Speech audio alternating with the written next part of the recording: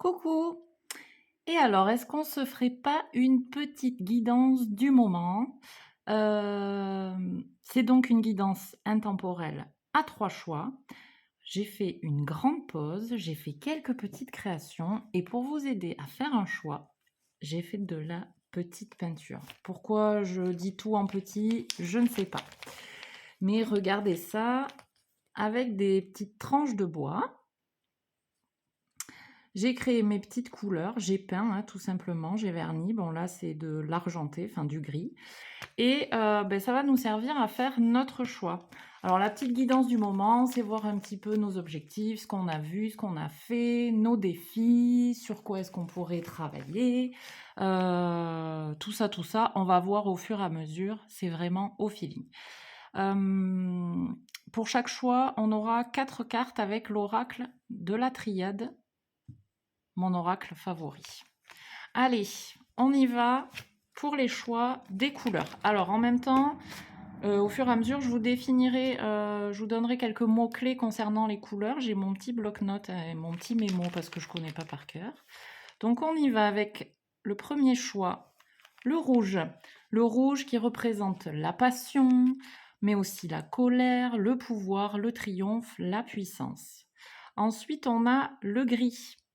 Donc le gris, on est plutôt sur une couleur neutre qui peut aussi représenter la tristesse, mais également la sagesse. C'est un petit peu comme ces personnes d'un certain âge avec leurs cheveux gris. Moi, ça me fait penser à ça. Et puis, on a le blanc. Alors, le blanc, c'est quoi? Le blanc, je cherche dans mon petit cahier. Le blanc, on est sur la pureté, la paix, l'innocence et en même temps, à contrario, ça peut aussi représenter la notion de vide. Alors je vous laisse faire votre choix entre le rouge, le gris et le blanc. Allez, et on passe donc tout de suite à notre rouge. Je vais tirer 4 cartes, donc on mélange. On va voir un petit peu ce qui se dégage de tout ça. Alors, dans la notion du rouge, en notion positive, on a le courage. En notion négative, on aurait la provocation. Alors, on va voir ce que les cartes nous disent de plus. 1, 2, 3, 4. On va se concentrer et faire notre petit débrief. On a la science, l'âme, la mutation et le malheur. Alors, qu'est-ce qu'on peut dire de tout ça? On a certains apprentissages, peut-être qu'on a passé du temps à engranger du savoir, justement, peut-être tout ce qui est lié à certaines sciences. Alors, on a des sciences différentes, hein.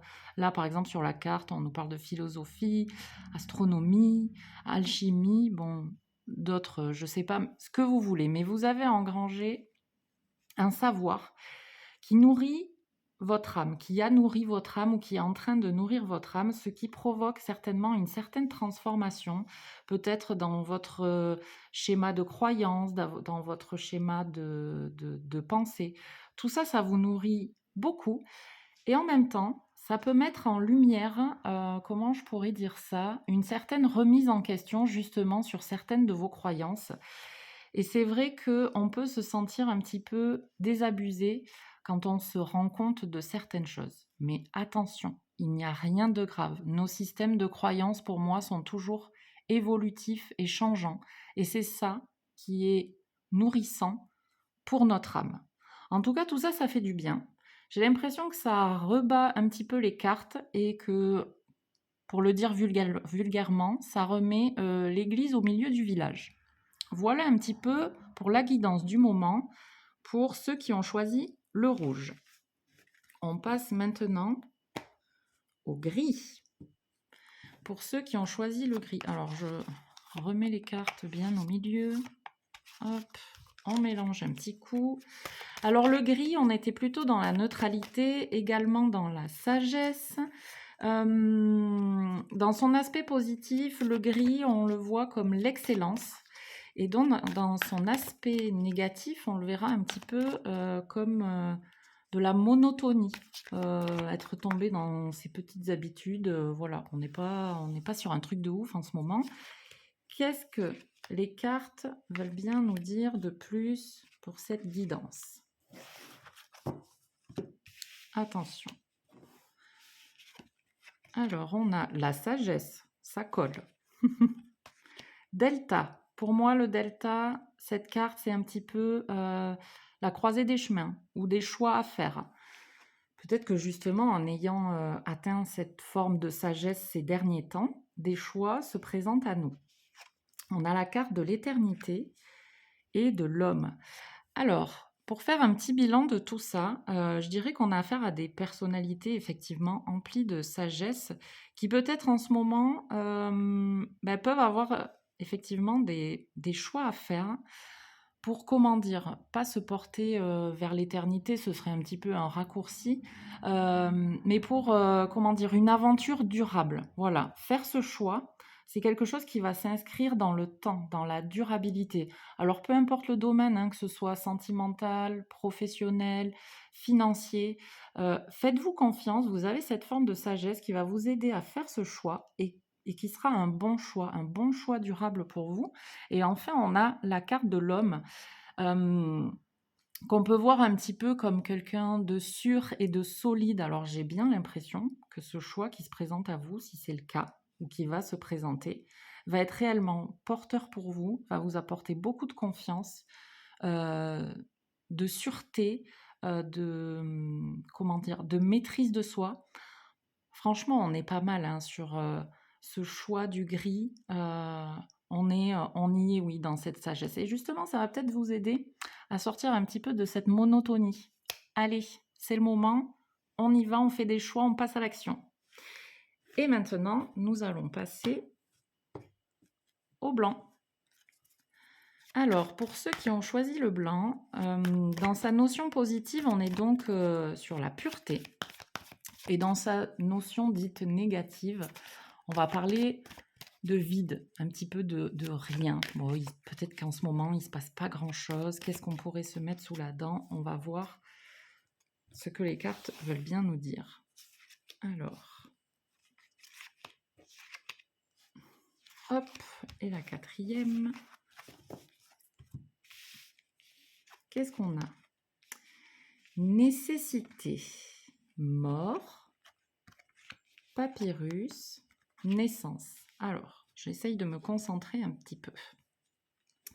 Je pense qu'ici, on a affaire à des personnes qui, peut-être ces derniers temps, se sont un petit peu retrouvées au pied du mur. Dans cette notion de nécessité, c'est faire un petit peu un retour à l'essentiel. Et justement, avec la carte de la mort, ce retour à l'essentiel, c'est peut-être justement laisser derrière soi certaines futilités, revenir à cette nécessité pour enclencher la transformation. Alors là, avec le papyrus, j'ai la notion d'acte écrit, de contrat peut-être, alors je sais pas, ça pourrait être du domaine professionnel, peut-être signer un contrat pour un emploi, niveau financier, peut-être l'achat d'une maison, quelque chose comme ça. Et enfin, la naissance. La naissance, c'est suite peut-être à ce fameux petit papier, pardon. euh, ça ce serait le début marquant d'un nouveau projet. Alors effectivement, si on parle d'un nouvel emploi, voilà, c'est un nouveau projet, l'acquisition d'un bien immobilier, l'acquisition d'un nouveau contrat, peu importe de quel type, hein, il faut bien sûr voir large dans tous les domaines. Niveau sentimental, alors peut-être qu'on a des mariages, des fiançailles, ou voilà, si on va de manière un peu plus large dans une relation sentimentale, on va poser nos conditions en quelque sorte pour justement donner naissance à une belle relation saine et plus calme. Et justement, pour revenir à cette fameuse notion de nécessité, ce dont vous avez réellement besoin et non pas envie. Voilà, j'espère que ça vous aura plu, cette petite guidance du moment. Et puis, je vous dis à très bientôt. On n'oublie pas, on like, on partage, on commente. et je vous dis à très bientôt.